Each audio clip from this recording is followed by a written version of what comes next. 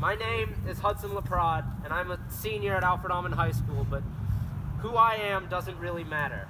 I, like each and every one of you, is an American citizen who is sick and tired of seeing the TV and seeing another tragedy day after day after day. I am sick and tired of seeing my brothers and sisters across the nation gunned down in the streets, in their schools, and at their places of work. I am sick and tired of absolutely nothing getting done. This is no longer a someday issue. This is now, and this is today.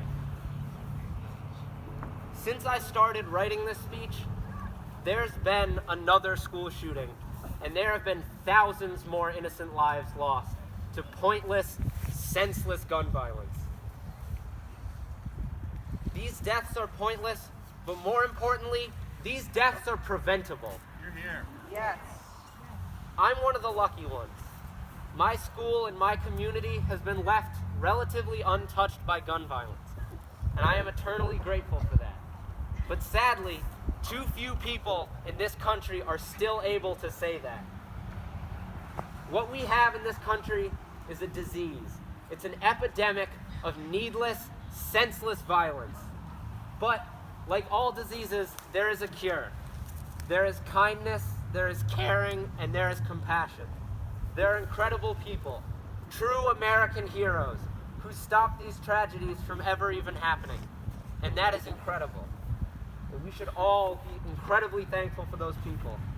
But the only true cure for gun violence is meaningful and comprehensive gun control and mental health legislation. Yes. Whoa. Whoa. You and I, we live in a country where in the back of our minds, we always have the concern, this fear.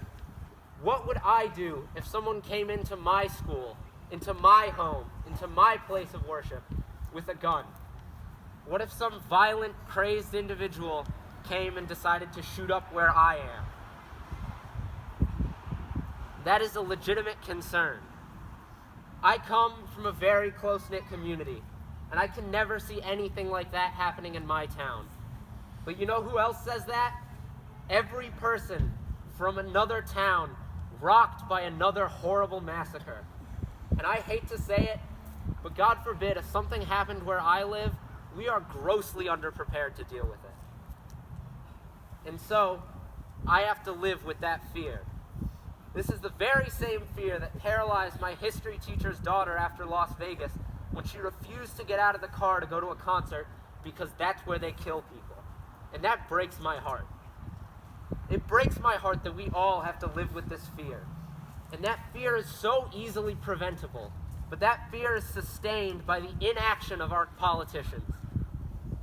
I want a world where not only for myself, but for my children and my children's children, they don't have to live with that fear. So this is a plea to all of our representatives, Republican to Democrat to Independent, Florida to Wisconsin to California, from sea to shining sea. Put country over party, and put the lives of your citizens over your careers. Yeah. Yes! Yes! We have a chance here to do something truly great. A chance to make a change and to save countless lives. Don't let that chance pass you by. By saying that nothing can be done.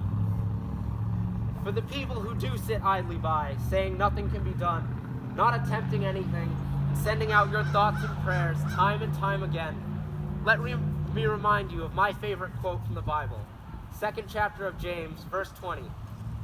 But do you want to know, O foolish man, that faith without works is dead? And so I say to you, until you get out there and try to make change, until meaningful legislation is enacted, you can keep your thoughts and prayers. Because until there's change, they don't mean a damn thing.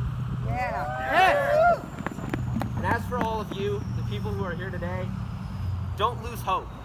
Keep fighting. Believe me, I don't want to be here. It's really cold. But I will keep fighting, until I see meaningful changes made. But most importantly, make your voice be heard. Don't let yourself be silenced. Go out there and vote.